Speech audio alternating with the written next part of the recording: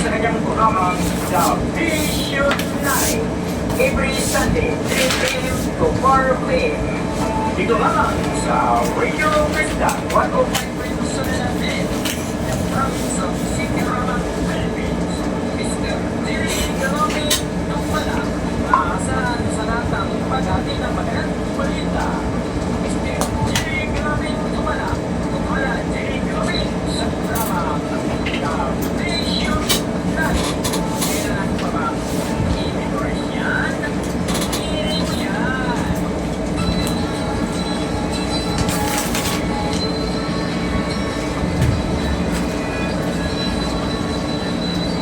Okay, magandang araw po sa inyong lahat, mga kaibigan, sa lahat ng nakikinig dito sa ating programang The Visionary, One Family Under God Church, the True Sons and Daughters of God Visionary, dito lamang sa Radio Vista 105.7 FM, the province of Siquijor Island, Philippines. Mga ating station manager, Donald Dayot, production manager, Blas Libaton. Ang ating nagsuporta sa ating programa, Rock Imwell Leco Umali from Makati, Metro Manila. Lilith Birata from Novotel, Mandaluyong, Manila. Lisel Chung from Taipa, Macau. At saka si Rowena Diang from Plaridel Shopping Center. Ito po si Mr. Jerry Galabin Tumala ang nagsasabing pag-usapan natin ang katotohanan dahil ang katotohanan ang magpalaya sa atin. Ngayon mga kaibigan, magpatuloy tayo sa ating programang The Visionary. Ngayon po, marami po tayong pag-uusapan tungkol sa mga bagay na nangyayari dito sa buong daigdig. Dito na natin malalaman kung nasaan tayo nabilong. Pero bago ang lahat, greetings muna sa ating mga malapit na mga kaibigan. Ay naku po, advance happy birthday sa ating kaigsuunan, kaparintihan.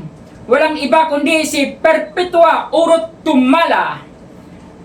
Kasama si Kylie Igwak Tumala. Magkasabay po sila na mag-birthday ngayong darating ng Marso. Itong dalawa po mga kaibigan, si Perpetua Urot Tumala at saka si Kylie Igwak Tumala from Barangay Punong, Siquijor. Okay? Good luck. Pakinggan muna natin ang ating mga music. One family under God Church, the true sons and daughters of God Visionary, led by Mr. Jerry Galabin Tumala. Sa programang ito, para sa isa't isa, papurit pakinggan ang salita ng Diyos Ama. Sa buong mundo na walang takot na dapat nating pakinggan, ang kanyang utos ay ating sundin sa piling niya.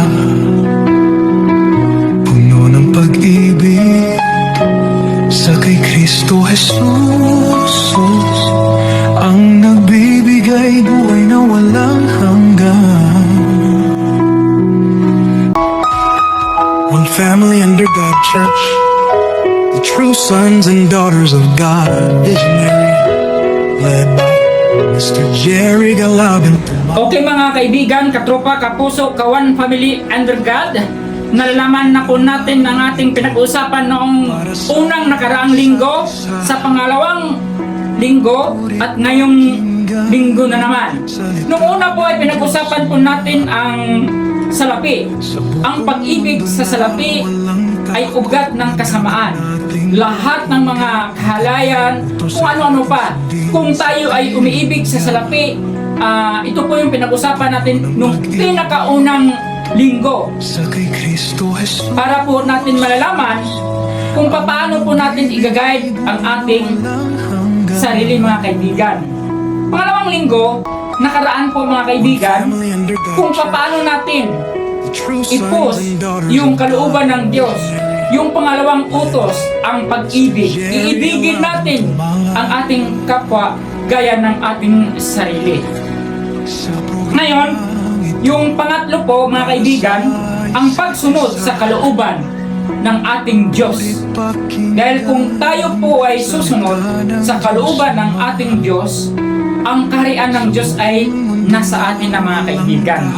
Wala na sa iba, wala na sa kanila, wala sa akin, kundi nasa ating bawat isa sa atin.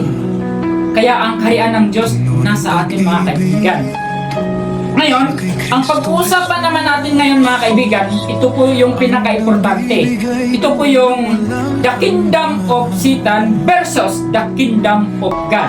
Pag-uusapan po natin dahil nasaksihan po natin kung ano ang nangyayari dito sa buong daigdig. Lalong-lalo na nakikita po natin sa mga social media, YouTube channel, TikTok, Facebook page, Instagram, lalong-lalo na sa mga higante na mga network katulad ng ABS-CBN, GMA. Kaya pag-uusapan natin ang katotohanan dahil ang katotohanan ang magpalaya sa atin. Nabilong ba tayo sa kaharian ng Diyos o nabilong ba tayo sa kaharian ng Diablo? Bago po tayo magtapos mga kaibigan, katropa, kapuso, One Family Under God Church, the true sons and daughters of God's Visionary. Greetings muna mga kaibigan. I-greet natin si Cyril Urot Tumala, Bibing Mabilo Tumala, at saka si Carl Mabilo Tumala from Punong Sikihor. Okay mga kaibigan, para sa isa't isa, purit pakinggan ang salita ng Diyos Ama. okay ngayon mga kaibigan, pag-uusapan na natin ang ating tema ngayon, the kingdom of Satan versus the kingdom of God. Mga kaibigan, sa banal na kasulatan, dito na natin malalaman kung sino ang mga anak ng Diyos at kung sino ang anak ng mga Diablo. Ang sino mang hindi gumagawa ng ayon sa kalooban ng Diyos at hindi nagmamahal sa kanyang kapatid, hindi nabilong na magiging anak ng Diyos. So sinasabi ko po sa inyo mga kaibigan, dalawa lang ang kingdom natin ngayon. Kingdom of Satan, kingdom of God. Ngayon, kingdom of Satan versus kingdom of God. Paano po natin malalaman kung saan na tayo nabilong? I-explain ko po sa inyo mga kaibigan, dahil sa buong mundo, kayo mismo, tayong lahat mismo, nakakaalam kung saan tayo nabibilong. Yung kaharian ng Diyos nasa atin mga kaibigan, katropa, kapuso, One Family Under God. The kingdom of Satan, bali ganito yon. Ang gawain kasi ng mga Diablo, gumagawa ng paraan para magkaroon ng kaguluhan. Magaling maghalubilo, magaling magbula-bula, magaling magsalita, magaling mag-smile sa harapan. Pagtalikod, tinatawanan ka na, pinagsabihan ka na lahat ng kasamaan, lahat ng katrayduran, lahat ng mga kasalanan na hindi mo ginagawa, lahat ng mga mapahamak na magiging mapahamak ka, gagawin nila lahat dahil natutuwa sila kung ikaw ay mapahamak dahil kaaway ka nila. Kahit anong gagawin natin, 10 beses tayo magkaroon ng kabutihan ginagawa sa kapwa. Nagmamahal tayo sa Diyos, nagmamahal tayo sa kapwa, nagmamahal tayo sa kaibigan, Nagmamahal tayo sa ating mga kapatid. Nagmamahal tayo sa ating mga parents, lola, lolo, kaibigan. Nag-work tayo sa magandang paraan. Humahanap tayo ng magandang paraan upang magkakaroon ng pagkain, pera, needs sa ating katawan. Pero anong nangyari mga kaibigan, katropa, kapuso, kawan, family, under God? Isa lang pagkakamali natin. Lahat, lahat ang ginagawa natin kabutihan. Tingnan po natin ang nangyari sa buong mundo.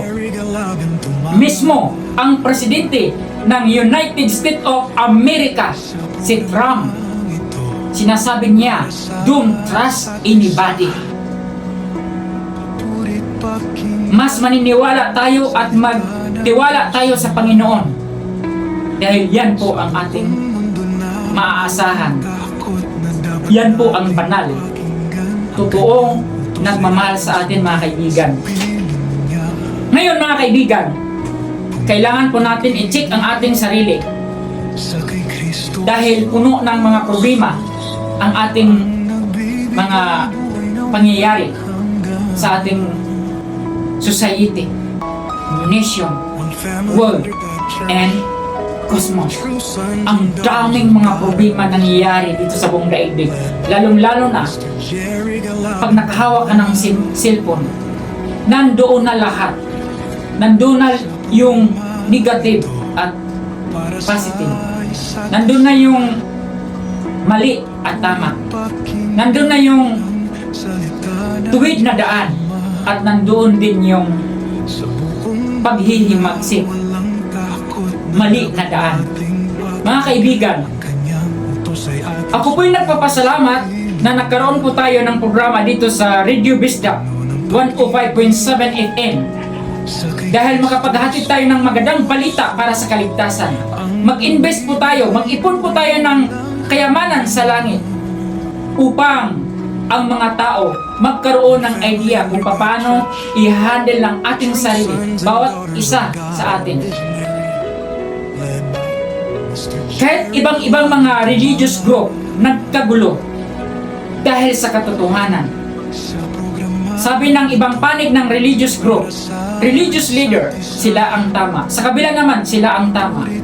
Kaya doon tayo makinig sa kanila.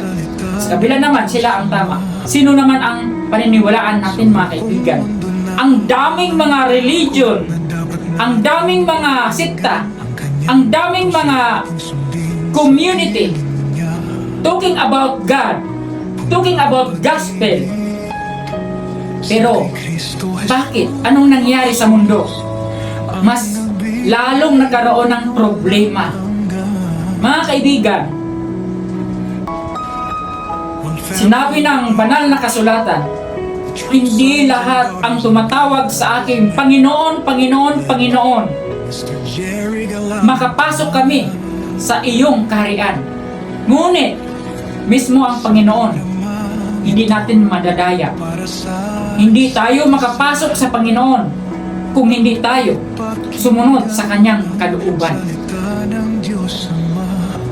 Kaya dito pa lang, buhay pa lang tayo, mag-invest na tayo kung paano tayo makapasok sa kaharian ng Diyos, mga kaibigan.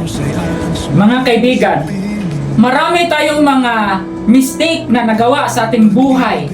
Bawat oras, bawat minuto, bawat araw, bawat buwan. Isang taon, ilan na ang kasalanan natin. Kaya, panahon na, makipag-close na tayo sa mga tunay na makadiyos. Makipag-close na tayo sa banal na espiritu. Makipag-close na tayo sa Diyos Ama. Makipag-close na tayo sa Diyos Anak. Dahil kung hindi tayo makipag-close sa kanila, manatili tayong mahihiya. Natakpan na ang liwanag. Puro na kadiliman ang ating society. Pag puro na kadiliman ang ating society, ang ating paligid, puro na kadiliman. Kapag puro na kadiliman ang ating paligid, ang ating aura, puro na kadiliman. puro na problema pumasok sa ating isip. Struggle na tayo. Hindi na natin alam kung anong gagawin natin. One family under God, Kahit anong gagawin natin pagpayaman, and daughters of pero God, visionary, wala pa rin. led by Kaya mga kaibigan, katropa, kapuso, kawan, family, under God Church, magbago na po tayo, mga kaibigan. Bago po tayo magtapos, mga kaibigan, shout out muna, mga kaibigan. Okay mga kaibigan, katropa, kapuso, kawan, family, under God, shout out muna kay Nonoy Richard Orot Tumala, Bibi Igwa Tumala from Barangay Punong, Siquijor. At saka si ang kanyang Reyna sundin sa Dungon, niya. Siralin Dungon, Katel Dungon from Barangay Ibabaw, Siquijor. Dito lang, malapit sa ating Radio Bisda, 105.7 FM, the province of Siquijor Island, Family Philippines. under God, church, At saka si Nonoy Tumala, makinig kayo sa kanyang sa kanyang mga vlog. Dahil ito po si Nonoy Tumala Survival, mayroon po siyang YouTube channel, mayroon po siyang mga vlog at nakaka-enjoy ko. Kaya itong mga vlog po niya, i-enjoy lang natin sa pagpanood, supportahan po natin siya para magkaroon po siya ng responsibility sa kanyang nation, sa kanyang tribe, sa kanyang YouTube channel. Supportahan po natin si Nonoy Tumala Survival. At saka si Rizal Jean Tumala, Rizal May Tumala, Ate Belen Tumala from Kang Asa, Barangay Kang Asa. Good luck sa inyo. Lahat ng taga Kang Asa, magandang araw po sa inyong lahat. At saka si one family under God, church, kapatid ko na si Mercy Tumala Teodosio, sa kanyang asawa na si Gilbert Teodosio, sa kanyang anak Saimer Tumala Teodosio, at saka si Ilamer Tumala Teodosio from Rock Everlasting, Grido, Panabos City. Ang Panabos City ay bilong yan sa Davao City. At saka si Junard Tubal Boktulan, Alin Tubal Boktulan, DC Tubal Boktulan, Big Tubal Boktulan, at saka si Maria Los Boktulan. Ito po ay iba-iba na pong lugar.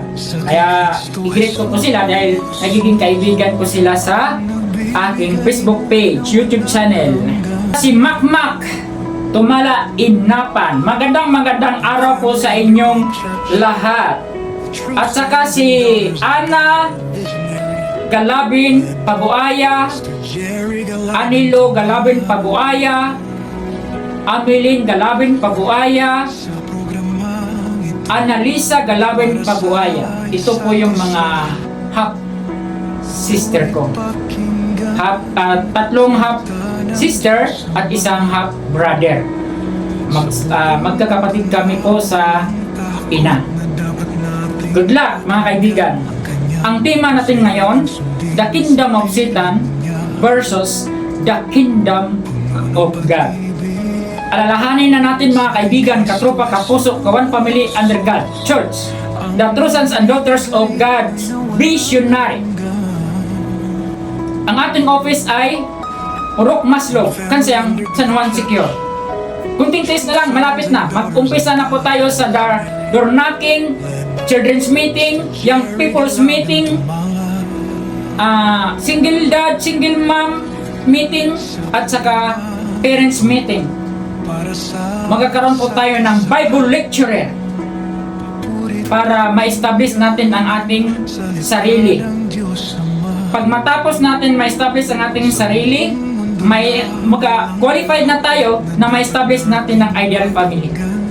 Pag ma-establish natin ang ideal family, we qualify to establish ideal child. Pag ma-establish natin ang ating ideal child, ma-establish na natin ang ating society. Pag ma-establish na natin ang ating society, ma-establish na natin ang ating nation.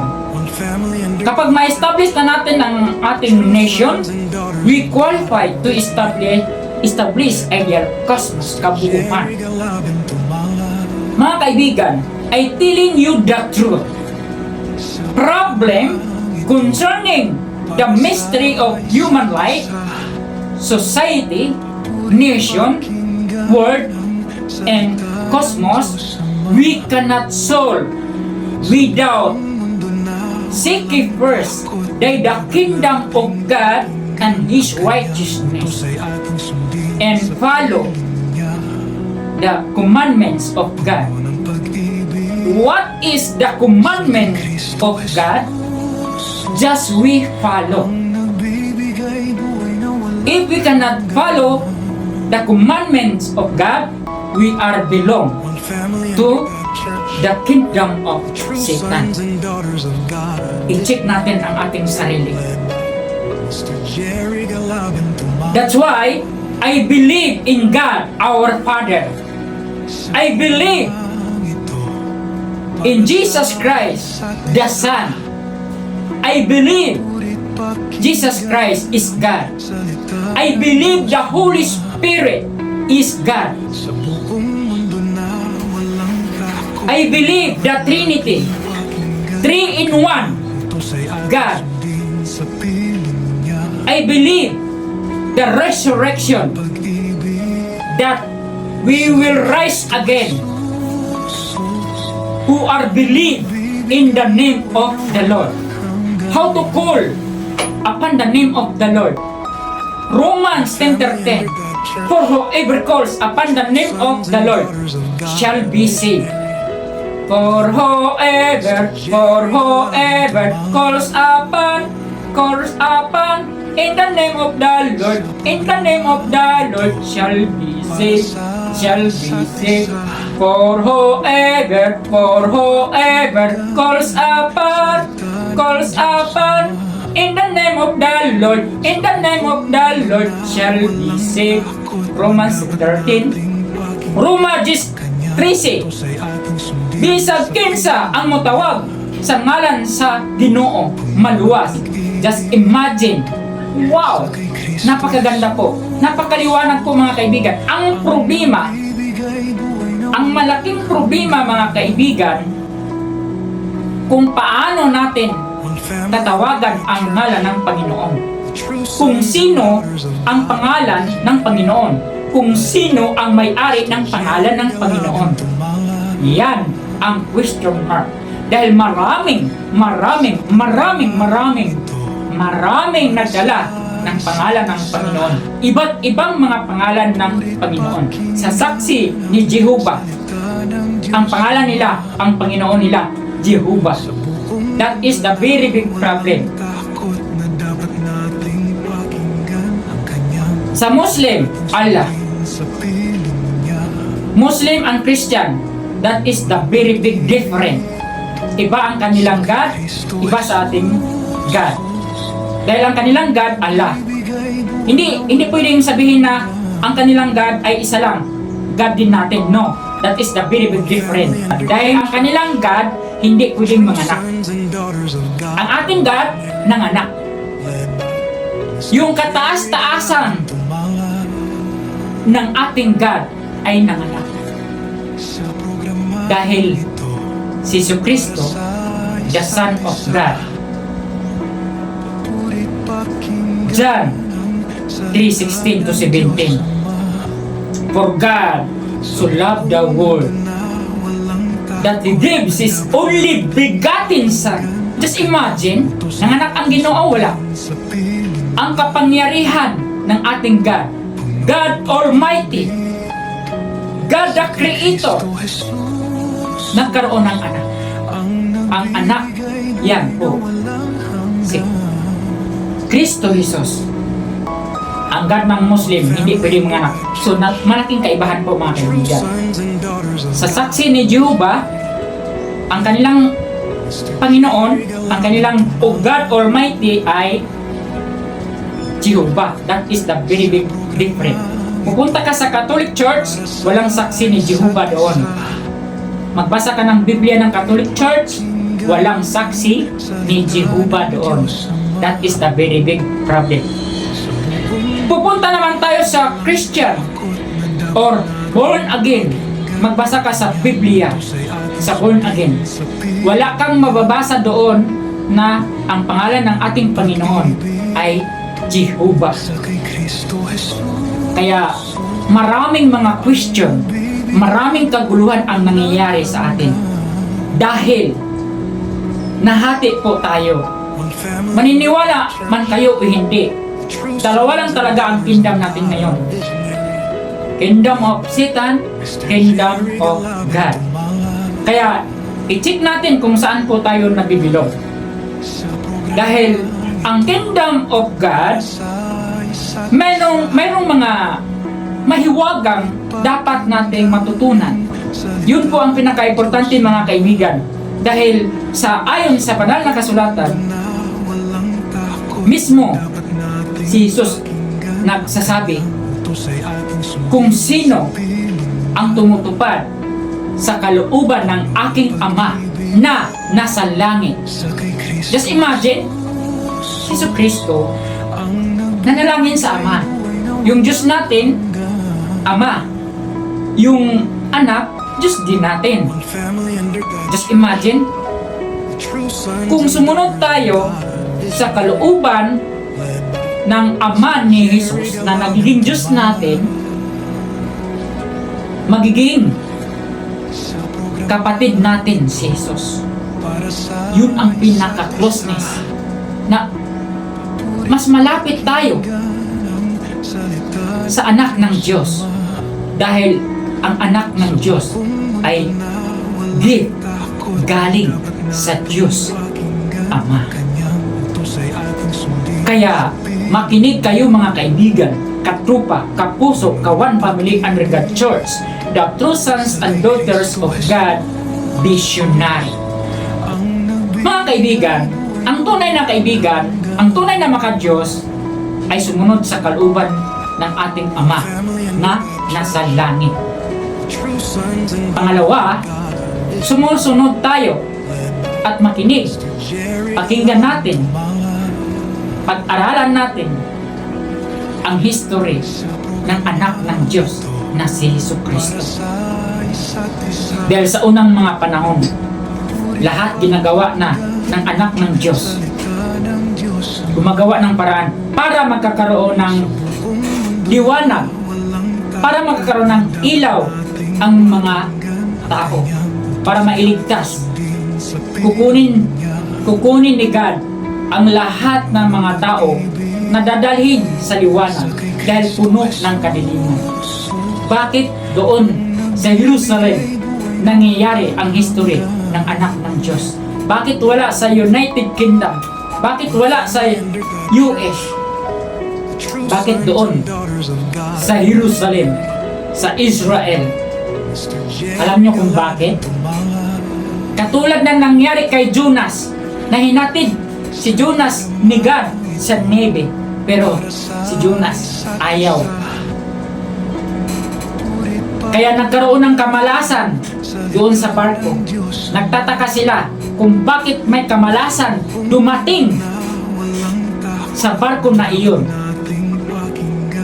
Ngayon, hinahanap nila kung sinong may malas sa kanila. Dahil si Jonas ay hindi sumunod sa utos ng Panginoon, dahil siya lamang ang pinili ng Panginoon. Kaya wala tayong magagawa mga kaibigan, katrupa, kapuso, kawan family under God, kung tayo'y pipiliin ng Panginoon na go therefore and make disciples all nations, baptizing them in the name of the Father and of the Son and of the Holy Spirit, to observe all that I have commanded you. Remember, I am with you always until the consummation of the age. Just imagine mga kaibigan, katrupa, kapuso, kawan, pamilya, under God, check natin ang ating sarili. Mahalin na natin ang ating kapatid. Mahalin na natin ang ating kapwa. Igalang na natin ang ating mga parents.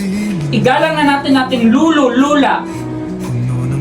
Dahil sila po ay dumadaan gaya natin. Kapag yan nagawa natin, ang kaharian ng Diyos ay nasa ating mga puso. Kung hindi natin magagawa lahat ng kasamaan, Lahat ng gusto natin, gusto tayong magpayaman, magparami ng pera. Dahil ang pera, kahit anong bibilhin mo, mabibili mo. Kahit anong gagawin mo, magagawa mo. Kung wala kang kontrol sa kayamanan na ibinigay sa iyo ni God, bilong na tayo sa kingdom of Satan. Yan po mga kaibigan. Kaya nakita po natin sa buong daigdig nangyayari sa atin. Social media, YouTube channel, Facebook, TikTok. Nagkaroon ng magandang relationship, nag-aaway, sinusuntok, nagsuntukan, kawawa yung babae. Dahil walang lakas. Nagkaroon ng magandang relationship, nagkakaroon ng ibang babae. Sinasaktan natin ang ating kapwa. Kapag sinasaktan natin ang ating kapwa, sinasaktan din natin ang Panginoon. Ngayon, yung bata tinidnap. Kawawa yung bata, walang kamalay-malay. Pinapatay, kinuhaan ng laman. Pinapatay din natin ang Panginoon. Banal yan, bata pa yan. Walang kalam-alam. Templo ng Diyos yan. Hindi pa nagkakaroon ng pagkakasala yan. Sila ang pag-asa sa ating mundo. Pero bakit nangyari ngayon? Wala na silang pigil dahil sa salapi. Dahil mahal nila ang salapi. Kapag mahal natin ang salapi, higit pa sa pagmamahal ng Diyos, we are belong to the kingdom of Satan. Nabaliktad na mga kaibigan. Nangyayari ngayon sa buong mundo. Ang masama, nagiging mabuti. Ang mabuti, nagiging masama. Pinaratangan siya ng lahat ng mga kasalanan at nagkaroon ng paglilitis, nakulong ng walang kasalanan. Kawawa talaga mga kaibigan. Problem concerning the mystery of human life, society, nation, world, and cosmos, we cannot solve without seeking first the kingdom of God and His righteousness. Faith without action, no meaning. Kung naniniwala ka na ang Diyos ay makapangyarihan, kung naniniwala ka na ang Diyos ay humahatol sa gitna ng mga Diyos, kung naniniwala ka na mayroong Diyos Ama, Diyos Anak, Diyos Espiritu Santo, pero wala kang action, wala kang ginagawa, hindi ka nagmamahal sa kapwa, hindi ka nagmamahal sa sarili natin, mismo sa ating sarili, ginigiba natin ang ating sarili. Pag ginigiba natin ang ating sarili, hindi natin alam na nagiging biktima tayo sa ating ginagawang kasalanan sa ating sarili. Kaya ang buhay natin, walang meaning, walang value. 1 Corinthians 3:16-17. Surely you know that you are God's temple and that God's Spirit lives in you. God will destroy anyone who destroys God's temple. For God's temple is holy. You yourselves are God's temple. My dear brothers and sisters, don't ever let anyone or anything define your value. That is the most important. Hanapin natin ang kaharian ng Diyos. Unahin natin ang kaharian ng Diyos. Mag-aaral tayo mga kaibigan. Magkaroon tayo ng Bible sharing, pagbabasa, para magiging mapalad tayo. At mas unti-unti nating malapit ang ating sarili sa gawain ng Panginoon. Kapag nagkaroon tayo ng gawain ng Panginoon, parang mahirap na tayong makapasok sa gawain ng Diablo. Control. Be perfect as the Heavenly Father is perfect. Bilang mga totoong Christian, bilang mga totoong naniniwala na si Jesus Kristo ay Diyos, magkaroon tayo ng strong determination, strong vision, strong mission. Dapat mayroon tayong panindigan. Hindi tayo matatakot na sabihin nila, ang inyong Diyos napako sa krus. May Diyos bang namatay? Anak siya ng Diyos, kaya Diyos din siya. Ang Diyos, pag nanganak ang Diyos, ang Diyos Espiritu, pag nanganak ang Diyos Espiritu, Diyos Espiritu din. Ang tao, pag nanganak ang tao, anak ng tao din. Ang pinakamaganda dito, ang anak ng tao, binigyan ng Diyos ng gift, ng pag-asa, dahil ang Diyos ay nagmamahal. Kaya ginagawa niya lahat muna, ang mga lahat ng bagay dito sa buong mundo, bago ang tao. Kaya mga kaibigan, mayroon akong katanungan sa inyo po. Ang una kong tanong sa inyo mga kaibigan, ilan ang nagiging apostoles ni Jesucristo noong nag-umpisa siya, naghahatid ng magandang balita para sa kaharian ng Diyos? Ilan ang apostoles?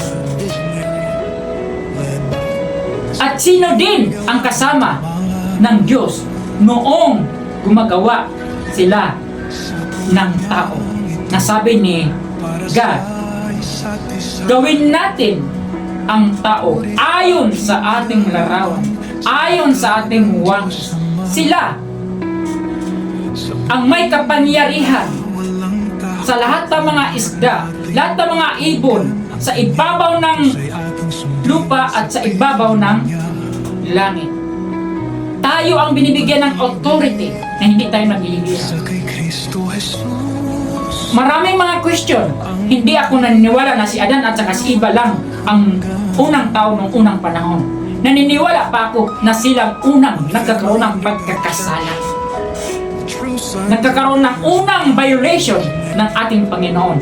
Dahil sa pagkain ng mansanas na nagkakaroon ng kaalaman kung ano ang tama at kung ano ang mali. Eventually, mayroon na silang kaalaman. Mayroon na silang knowledge.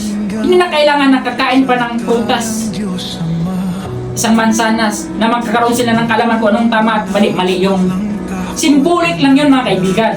Kaya nakakaroon tayo ng Bible lecturer para alam ninyo kung paano ninyo magkakaroon ng guide sa mga taong nangangailangan ng liwanag, nangangailangan ng kaligtasan, totoong kaligtasan, na ihatid man lang ang ating kaluluwa, ang ating espiritu may balik sa ating Panginoon. Dahil dito, sa ating pinag-usapan, the kingdom of Satan versus the kingdom of God, nangyari na. Kaya dito sa banal na kasulatan, darating na ang Panginoon kasama ang kanyang mga libo-libong mga anghel upang hatulan ang lahat. Paparusahan niya ang lahat ng ayaw kumikilala sa Diyos dahil sa kanilang mga kasamaan at paglapastangan sa Diyos. Just imagine, sino ang pinapatay? Yung term na paglapastangan, yung sinisira, pinapatay, hinahagupit, yun. Kaya, sino yun? Kaya kung sino yung nagmamahal sa kapwa, ibigin ninyo. Huwag niyong mahalin ang kapwa sa sariling interes. Huwag niyong mamahalin ang inyong kapatid sa sariling interes. Huwag niyong mamahalin ang inyong nanay at papa sa sariling interes. Kaya mga kaibigan, maraming bawal sa kaharian ng Diyos. Bawal magkaroon ng relationship ng magka-relatives. Bawal magkaroon ng relationship ng anak at saka ina. Bawal magkaroon ng relationship sa hayop. Just imagine lahat ng kasamaan. Kaya magagalit na ang Panginoon mga kaibigan. Ito na dapat nating malalaman kung saan na tayo nabilong.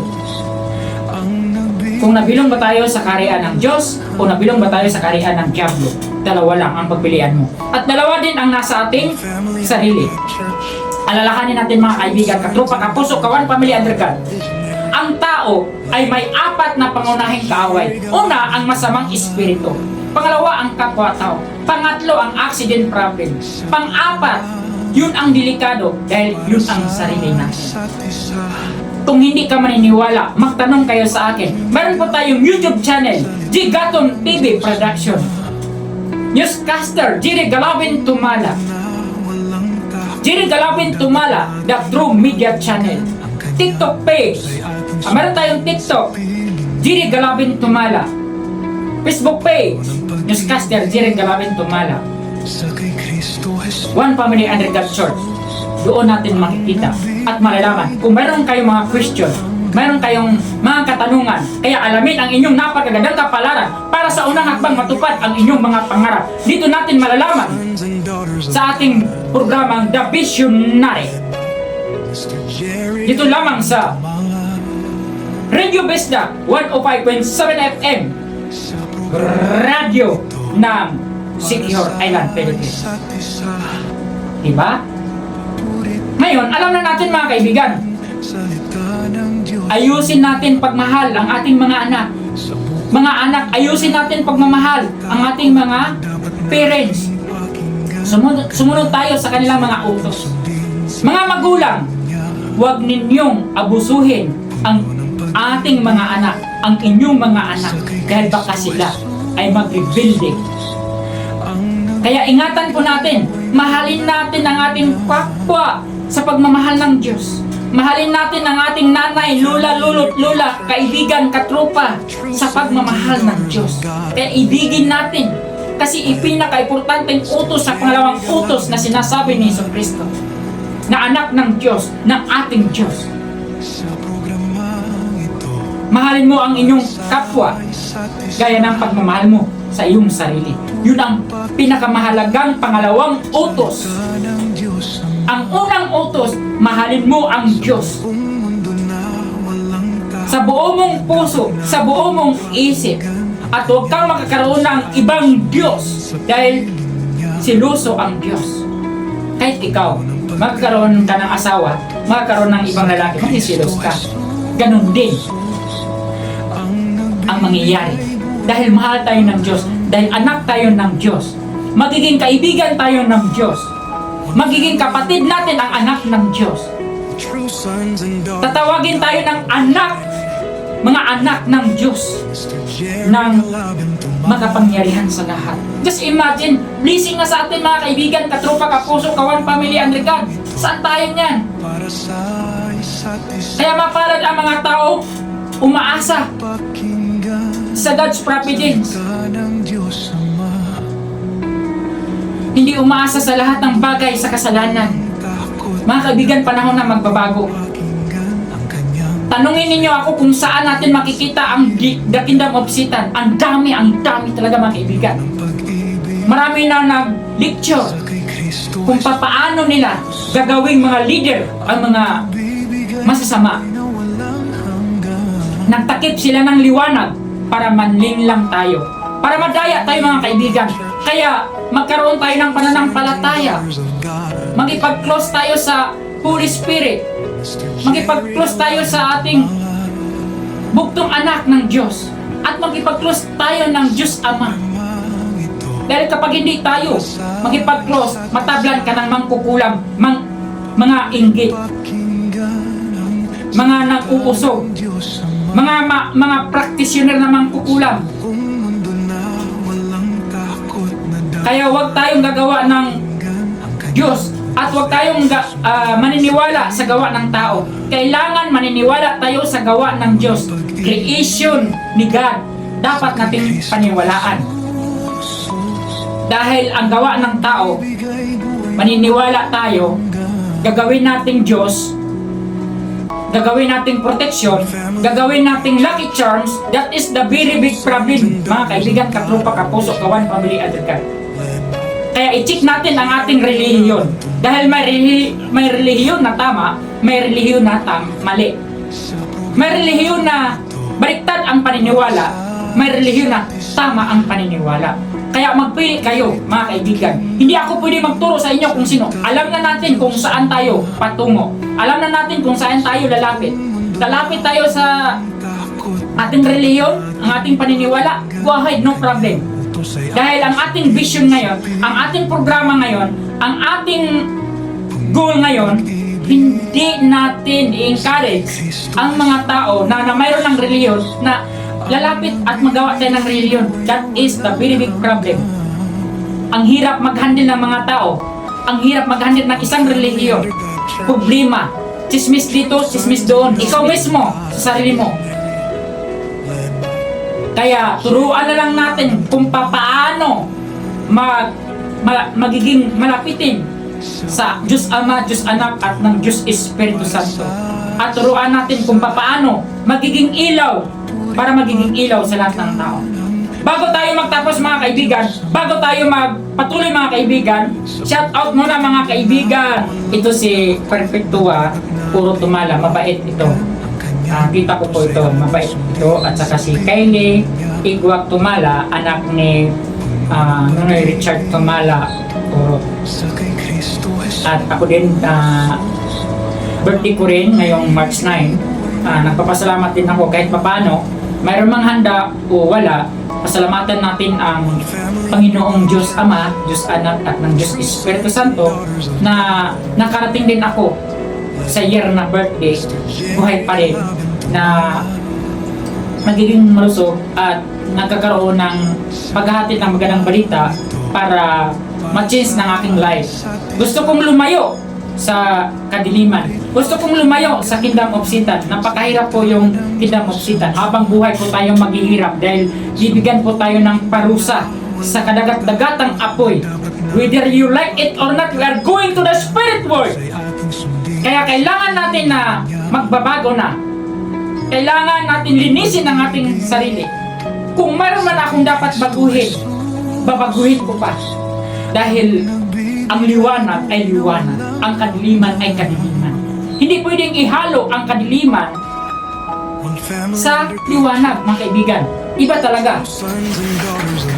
Kaya mga kaibigan, katropa, kapuso, kawan, family under God, salamatan natin ang lahat ng nag-sponsor sa ating programa. Sa ngalan ng ating station manager, Donald Dayot, production manager, Blas Libaton, ang nagsuporta sa ating programang The Visionary, One Family Under God Church, the True Sons and Daughters of God Visionary. Dito lamang sa Radio Bisda 105.7 FM, kapisanan ng mga broadcaster ng Pilipinas. Pasalamatan natin si Rock Emil Leko Omali from Makati, Metro Manila, Lilit Pirata from Novotel, Mandaluyong, Manila, Lisel Chung from Taipa, Macau, Alberta Bacos from Legazpi, San Manuel, Tarlac, Ruina Diang from Plaridel Shopping Center, Angeles City, Tibo Bulungon, Alberta Tumala Bulungon, Sherwin Tumala, Karin Bulungon Tubar, at saka si Kenneth Tumala Bulungon. Ito pinakamabait dahil dito paminsan ako kumain, pero ako natutulog. Mabait to sila mga kaibigan, katropa, kapuso, kawan, family under God. At saka si Nunita Atis Quezon Tumala from Poblacion Siquijor. At saka si Jennifer Quezon from Barangay Tibong, Siquijor, Siquijor. Maraming salamat sa inyong pakikinig sa aking programang The Visionary, lalong-lalo na lahat ng taga Siquijor, lahat ng taga Larina, lahat ng taga Lasi, lahat ng taga San Juan, mga punong, mga barangay, PNP, Philippine National Police. Magandang araw po sa inyong lahat, mga kaibigan, katropa, kapuso, kawan, family under God. Tama na? Ay, oras na? Paalam na ako. Magandang araw po sa inyong lahat mga kaibigan. Wala naman tayong oras. Maraming salamat sa inyong pagkikinig sa aking programang The Visionary. Ito po si Mr. Jerry Galabing Tumala sa programang The Visionary, ang magsasabing pag-usapan natin ang katotohanan dahil ang katotohanan ang magpalaya sa atin. Good luck and bye-bye! Jagatum TV production. Please subscribe, share, comment, like, and follow. Jagadam TV Production.